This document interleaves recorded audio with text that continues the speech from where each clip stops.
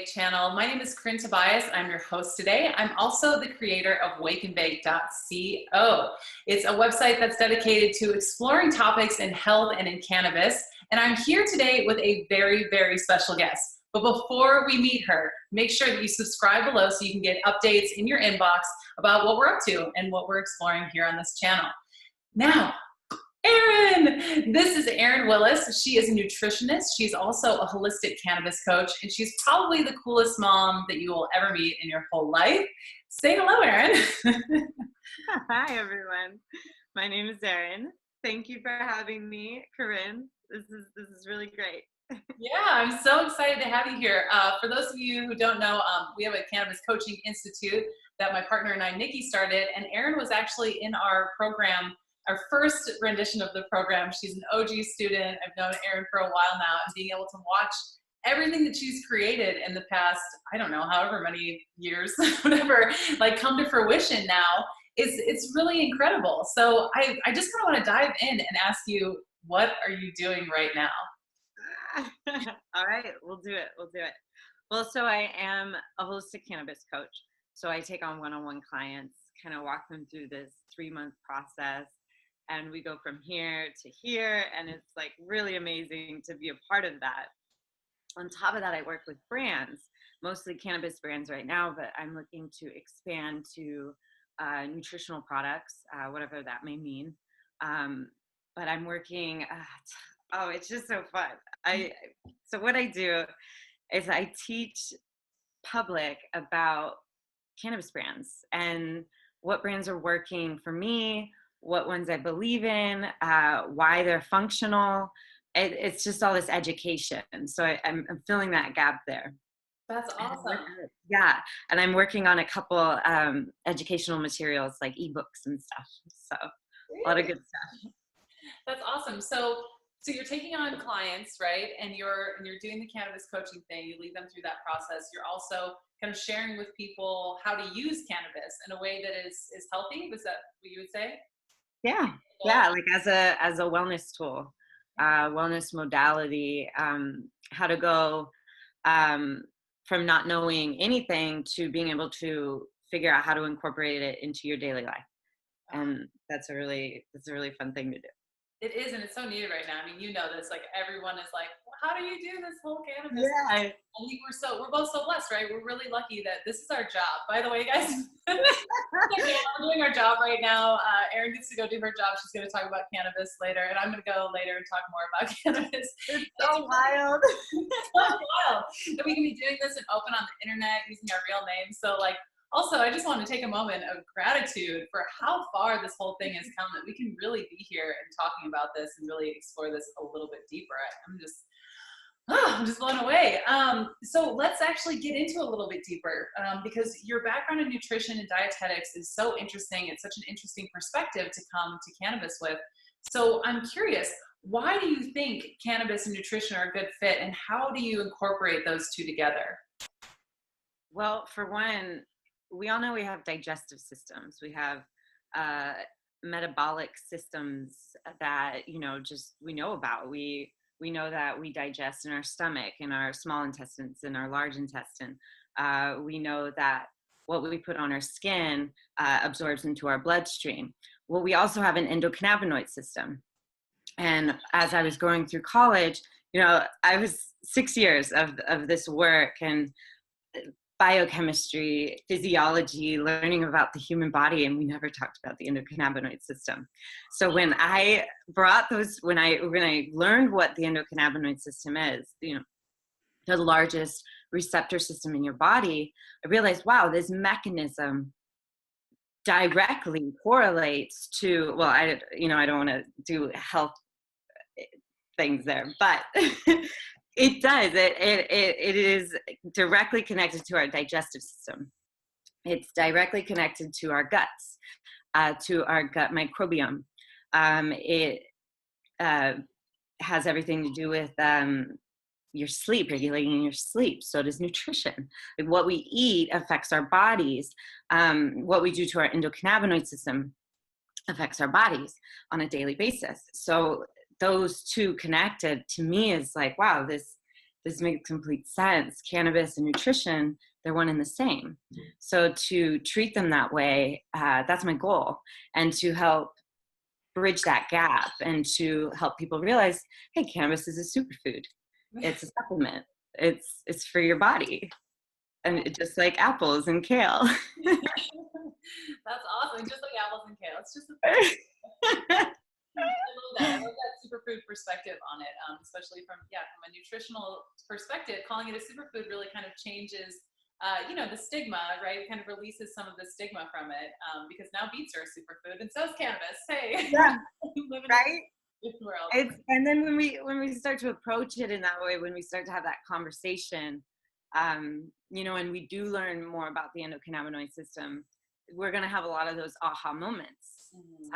And it will just be another ingredient, just like it used to be. Yeah, awesome. So is that kind of how you see it? Do you most of the work that you do, is it incorporating cannabis into food, or are you using other methods and then also just backing it up with nutrition? What's your favorite?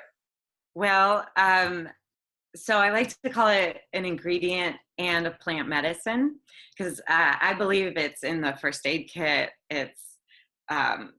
It's in the kitchen. It's, next to the bedroom or next to the bed.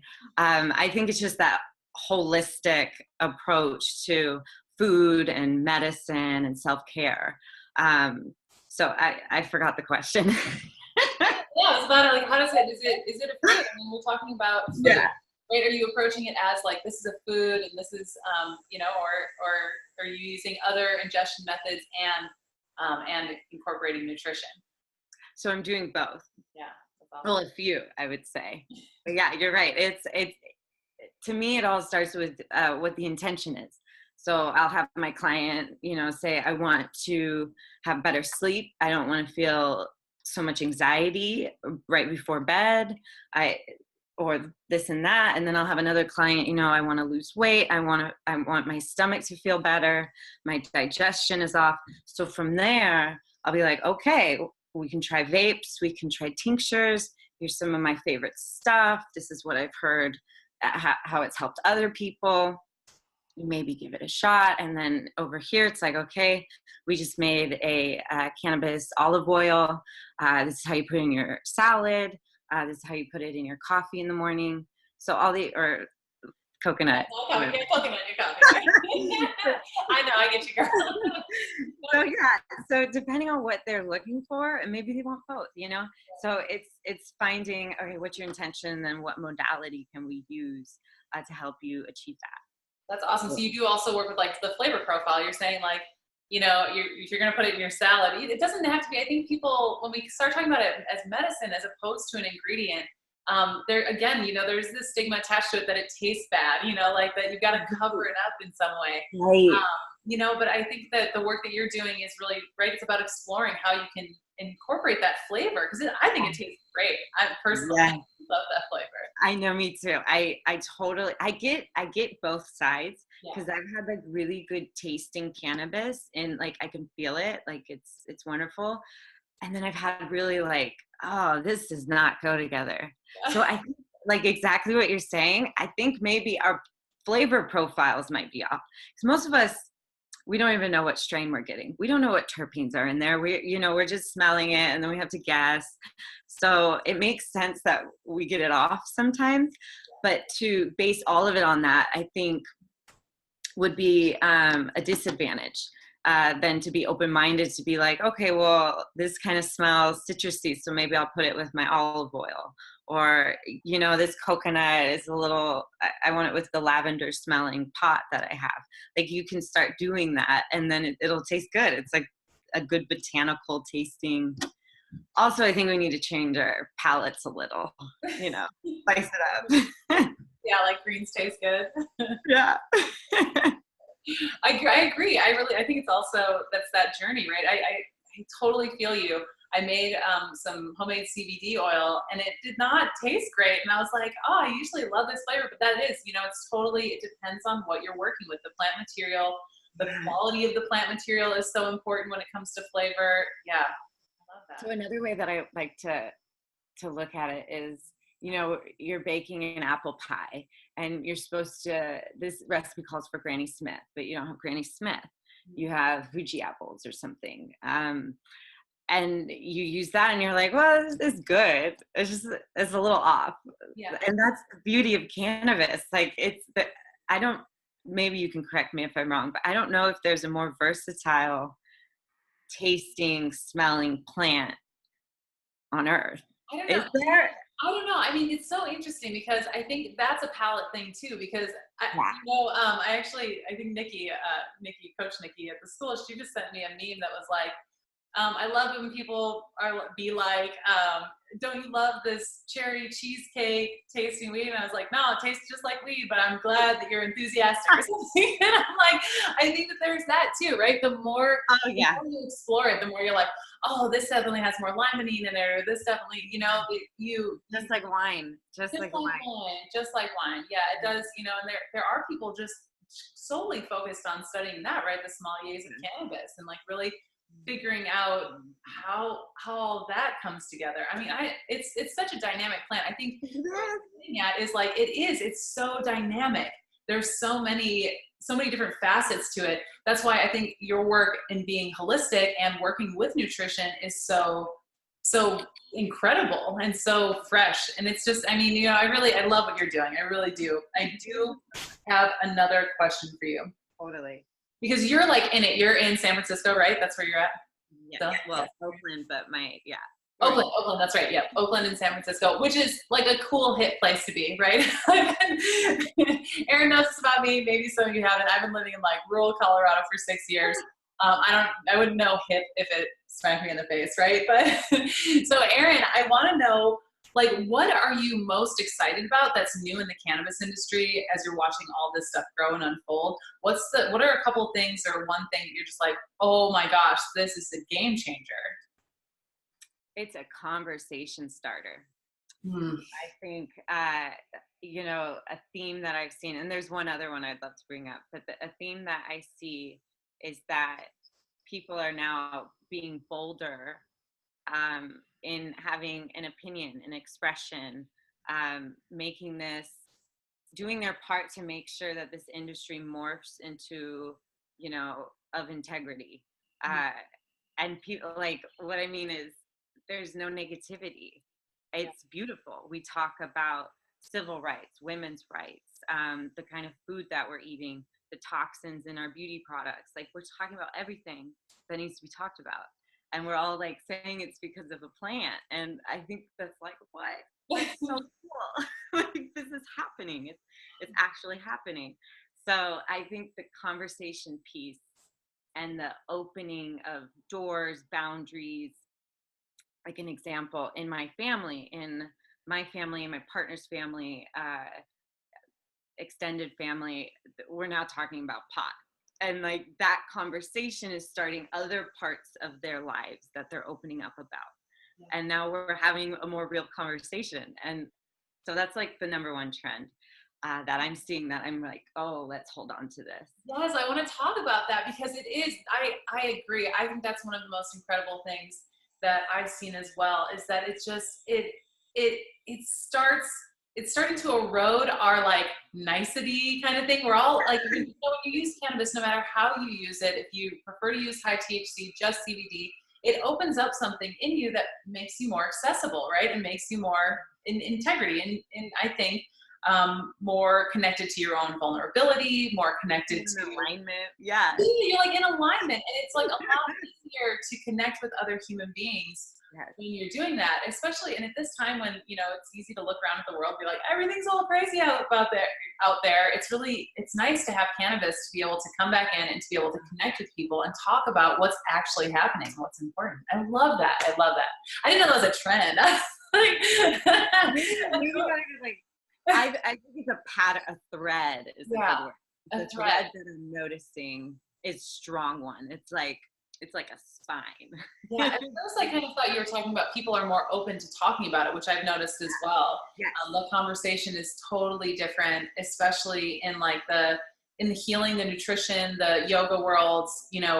when I started doing this, you know, you talk about family and community and stuff. When I started doing this, it was really difficult to have this conversation because my family was like, "You're what? Wait, now what?" And my yoga community was like, "You know, it dims down your spirit, and it's like really not great, and it reinforces Maya and all of that." And all of that stuff too is kind of starting to dissolve, and people can talk in a real way. Yeah. Yeah, it's funny how the stigma kind of is interwoven into the different facets of like what the doctors are saying, what the yoga instructors are saying, what the cash register guy is saying. Like we all have like, okay, I see your perspective, but it's still you're not understanding the plant. And Right. like I get it. But that's what we're here for. Yeah. That's the best part is like we don't understand the plant, so let's kind of teach each other about it. And then the stigma is like, oh, okay, I understand now. Yeah. Oh, I get it. Yeah, you were saying earlier, we were talking about medical schools. The endocannabinoid system still isn't widely taught in some medical schools. No. Higher education, learning every other bodily system, but not the largest receptor system in our body. That's been around for decades before you were in school. It's been, you know, it was discovered right in like 1960 something. Yeah. Yeah, that's a long time for them to not go, okay, well, that's a finding. We should probably teach this to our people, right? So it is, I agree with you. I think it's like your duty, it's my duty, it's our duty to educate each other, to really, the stigma is not going to go away by us just being like, hey, we're fine, it's all good. Like the science is what really is propelling this thing forward, right? Yeah. And it's having that conversation. And having that conversation. Just opening the dialogue. Yeah, you have to be brave to have that conversation though. I mean, I really think so many people are afraid of what other people might think of them. Oh, you might think that I'm a hippie or that I don't know what I'm talking about. I know I had my own stuff with that. I was really like shy about talking about it because I didn't want people to think I was dumb and I didn't know anything, because I didn't, you know. At first I didn't know nearly, you know, enough. But it is, you know, as we learn, we get to become more confident in sharing that with others. So that's awesome. That's a really good point. Because I was the shy stoner girl. Like I would get slightly high and then like nobody would know. That's like my career though. That's like my job. It's like just being a little bit high. Nobody, it's like, yeah. Right. But now we like blog about it and like write about it. And yeah. It's awesome. Like what a time. Yeah, I think that's changing a lot too. I mean, for me, one of the most exciting things about what's happening right now, and maybe you can speak to this as well, is that the overconsumption thing is fading massively, like really quickly. Like it's not, you know, it's totally okay. I honor anything that anybody else chooses to do with this life. It's none of my business. I don't care. Have fun, you know, do your thing. But like I did try that, you know, when I first started this career, I was like, oh yeah, I'm gonna smoke blunts and do whatever. And it was not good for me. Like my first 2 cookbooks, I was a hot mess. And like now we're getting to a point where it's like, you and I can have this conversation about cannabis and neither one of us has a bong on us right now, you know? Like, my cannabis it's so wonderful. Like, so I have my water. Yeah. Yeah, no, my cannabis is in there. Is your cannabis in your water? Yeah. Oh no. I have this little floral MCT tincture. I put it in my water. It's so good. It's like flower infused, like floral. Oh my gosh, I need that because I was gonna infuse my water and I didn't have a tincture handy, and I was like, I really want to infuse my water so I can be like, this water's infused. Yes. Well. Oh, I love it. I love it, and that's where I see a lot of this heading. It's just less THC centric, more cannabinoid centric. Maybe acidic cannabinoids. So not even CBD, but maybe we're talking about CBDA more, THCA more. Like I see us going from, again, just THC centric to the whole plant. Yeah. And I see that trend happening in food. We're going back to the whole food. We're not taking as many supplements. We're having the whole thing. And I think that's what the body wants. So I think that's where we're going to head. Towards. Well, it's what we're set up, right? I mean, we're set up to have the whole thing. For those of you who don't know, just a little quick history of cannabis, it wasn't always like 20% THC, 30%. That's craziness, you know. Even a decade ago, I think it was 10 years ago. I should recheck that stat, but it was as low as 1% THC I think 30 years ago, and then it was up to 10%. And now in dispensaries, you can get up to like, I've seen 29%. What do you see? Yeah, I've seen in Oregon, I've seen 34%. 30, that's crazy. Yeah. That's a really high, for those of you who have no experience, and this is like your first time listening to a conversation about cannabis and the percentages of THC, that is a very, very intense, that's going to be an intense experience for me, at least. My tolerance is very low. I'd be like, yeah.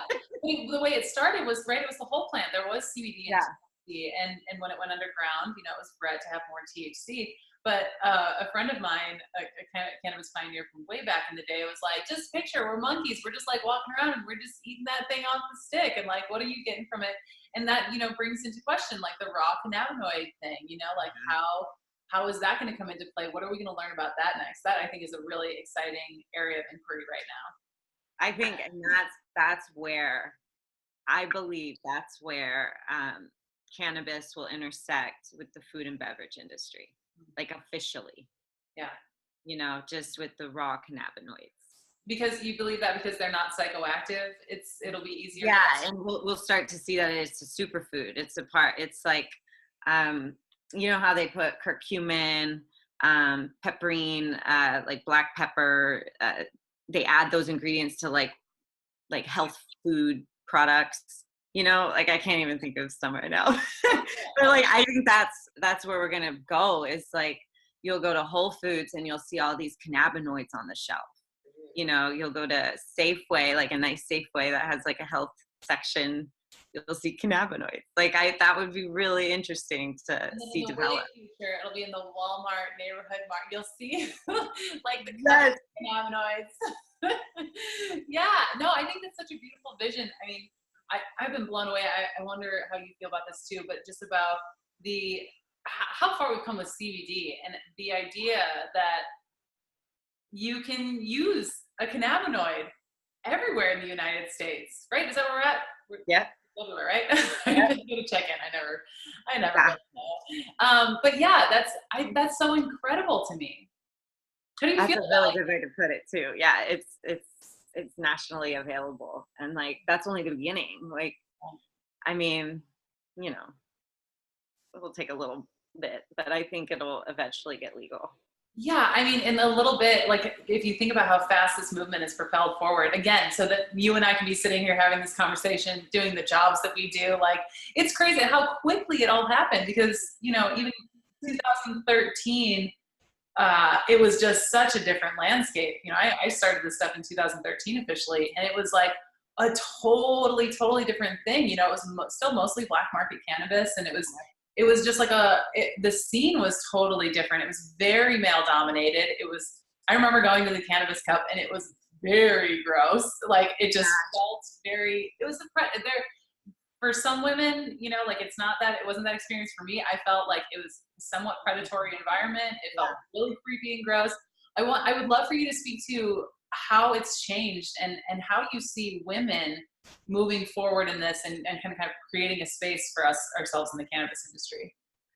So I've seen it change for a very long time. I got my medical card early teens, like maybe like 2013, 2014. And that was still considered late to me because I knew people from 2008 that got their medical cards and would go to dispensaries and stuff. So that experience was new to me.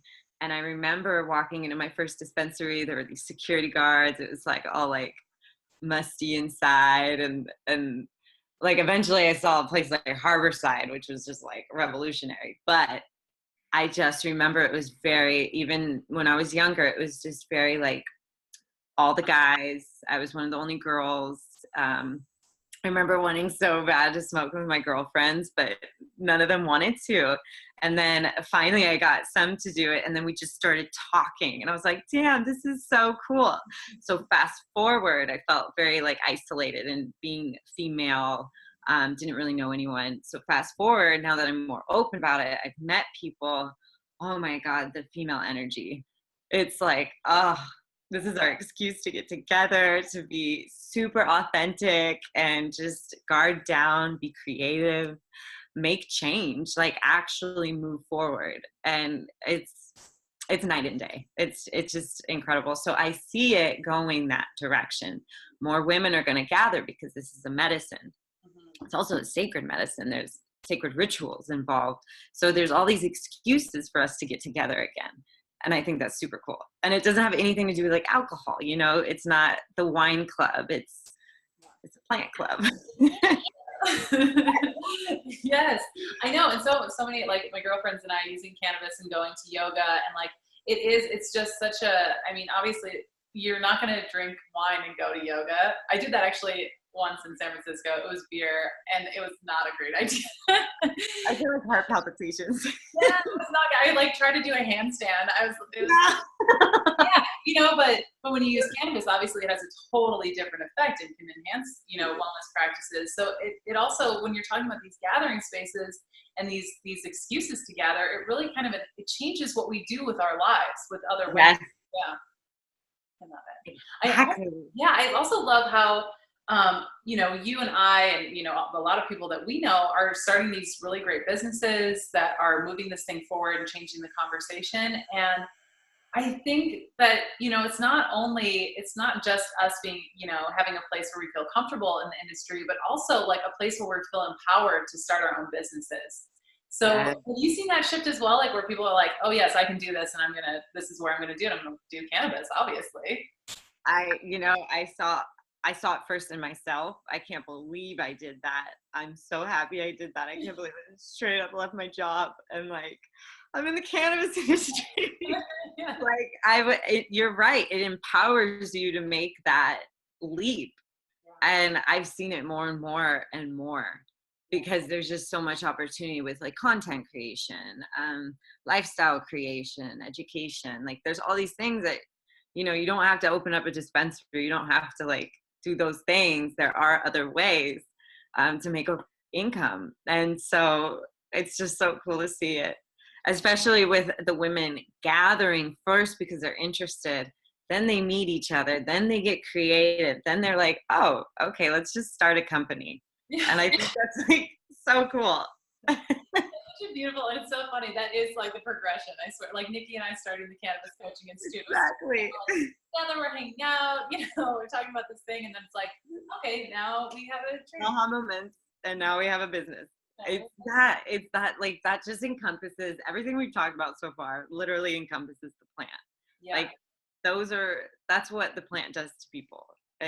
Yes, that liberation, that freedom aspect that we get so little of. If we're running that same track, if like you're saying at your normal job, I was like freelancing like a crazy person. Like I was just taking all the things and writing for no money, and you know, like, but still, it's just like you're on that path.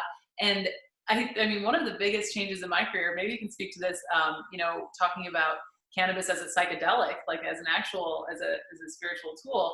I had an experience of accidental overconsumption that changed my life, that changed the course of history. The reason I'm here sitting talking to you, the reason we know each other or in each other's lives is because I ate too much of the cannabis grilled cheese, and I was like, what am I doing with my life? This isn't the point. And it redirected everything. So have you ever had an experience like that where you used cannabis, maybe accidentally overconsumption or on purpose, or, you know, intentionally, and had a kind of a breakthrough experience? So, I mean, I'm just immediately thinking of Mother Indica. It was in the middle of the night. I had a joint. I just started to smoke again. So my tolerance was really low because I had an infant. So needless to say, I was pretty up there. And I remember thinking like, I can't do this anymore. I can't be this person anymore. I'm so closeted. I'm alone. I have postpartum depression. Like it was just everything just like hit me. And it was a very euphoric, it was somber and then euphoric. And then it was so clear that Mother Indica was what I was going to do. And from then on, I like to call them quantum shifts. Yeah. Is that what we call them? Yeah. So it was because I was like, I had a joint. And it was an indica joint. It was Blackberry Kush, indica dominant. So I had an epiphany, and I'm here now because of that. So yeah. That's so beautiful. It's interesting that you say that because I too, during the grilled cheese incident, had postpartum depression. And it was and I was in denial, as a lot Right, of exactly. like, no, it's just hard. And, going through that whole cycle where you like judge yourself and just try to force yourself to get better and do all of that stuff. And so it's kind of interesting that your moment happened out of that as well. Just that, like, this doesn't have to be this way. I'm like obsessed with the mechanism. Like, what is it that creates the conflict? What is it that makes the breakthrough? And I'm sure there's a scientific answer that either hasn't been discovered yet or that I just haven't stumbled upon yet. So, hey, if you're watching this and comment below and let us know why these quantum shifts happen with cannabis, if you know. Erin? No, I just immediately think of clarity. Yeah. Something about it, it's like you kind of whisper down. Yeah. And you're like, oh. Like, I don't know. Dots are starting to connect. Yeah, it's not sorry. We're so excited. All right, hang on, let me check the time. Make sure. I am running late. I have one more question. We're both moms, so we're on a very tight schedule here. Literally. What is one thing that you wish everyone knew about cannabis? I know I'm putting you on the spot, but there's something that comes to mind first. I mean, what immediately comes is that it's not an illicit drug. Like, just that. I feel like that's the first wall. The scheduling, the legality. I feel like that is literally the only thing holding people back. Yeah, so many people. Once we get that block, it's a block. Yeah. But once we get past that and we're like, oh, it makes sense. I don't know how to describe it. Yeah, totally. Like, it's not illegal. It's not illicit. There are so many different applications for it, and you can't see the applications for it because it is illicit. It's considered a schedule. Yeah, it's blocked. And all of the policies, from people not being able to get, somebody was telling me yesterday that they can't, if they don't pass a drug test, and they can't get medicine for their chronic pain as part of pain management programs. There are all sorts of things that are blocked off too, as using this an alternative. Insurance companies and work-related things, drug tests, those kinds of things, those policies that have spun out of this idea that it's an illicit drug, right? Think of how much suffering is now because it's like, I would say that's the largest thing, because it's really sad. It's really sad. I think a lot of people would find relief both directly and indirectly, because it affects everyone's life in one way or another. Right. Yes, I love it. I love the work that you're doing. Thank you so much for joining me, Erin. I hope that we have this conversation, another one of these conversations, and like more. I think it's necessary. And then we can I hope it's like a year from now, and we can be like, oh, and now it's legal everywhere. We were talking about what a bummer that it wasn't last time. Like, I can't wait for that moment for everything to shift. For those of you who are watching, please do everything that you can. Work with local grassroots movements. Please, please, please move this movement forward so that people can get the relief that they need. And also, if you feel like you're in the closet, know that it is not illegal to talk about cannabis, and you can share whatever you want, not whatever you want, but you can talk about cannabis to people openly. Do not be afraid. Take the step of bravery, and let's open up this conversation. Again, thank you so much, Erin. If you would like to work with Erin, she's an incredible cannabis coach. She's got an incredible program. Click the link below to find out more and to contact her. All right. Thank you again, Erin. So good with you. So good to see you. All right. See you soon. Bye-bye. Bye-bye.